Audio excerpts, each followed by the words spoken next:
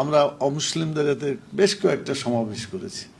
ওরা বলল যে আমাদের একটা পুকুর আছে, এতদিন অন্য সরকারের লোকেরা এই বিভিন্নভাবে পুকুরটা দখল করে নিয়ে আমাদের এই পুকুরে না গোসল করতে দেয়, না পানি নিতে দেয়, না মানে প্রয়োজনীয় কিছুই করতে দেয় না, খুব কষ্টের মধ্যে আছে।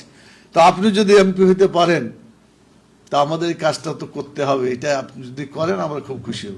আমি বলছি এমপি আমি কোনোদিন যদি নাও হই আপনার এই কাজটার জন্য আমি কাজ করবো ইনশাআল্লাহ।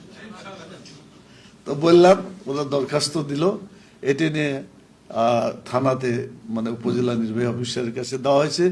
আমি বিভাগীয় কমিশনার পর্যন্ত এটা নিয়ে কথা বলেছি। উনি বললেন যে কোনো সমস্যা নাই, এটা ঠিক করে দেওয়া যাবে।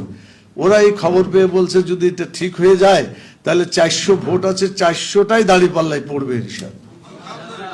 আজকে সকালে ওই লোকটা টেলিফোন করছিল, ঝিকরি পাড়া। আজকে সকালে টেলিফোন করছি। তো যাই হোক, আমি ওটা বিশেষ কোনো কিছু বলতে চাচ্ছি না। তাদের সমস্যার সমাধানটা নিয়ে আপনি দৌড়াদৌড়ি করবেন, চেষ্টা করবেন, এবং এটা হয়ে গেলে আলহামদুলিল্লাহ আপনার লাভ হবে। আপনি আখেরাতে একটা মানুষের উপকার করেছেন, নাকি এটা পাবেন। এটার বিনিময়ে আমাকে বিজয়ী না করলে আমি এই কাজটা করব না, এটা ইসলাম নিষিদ্ধ করেছে।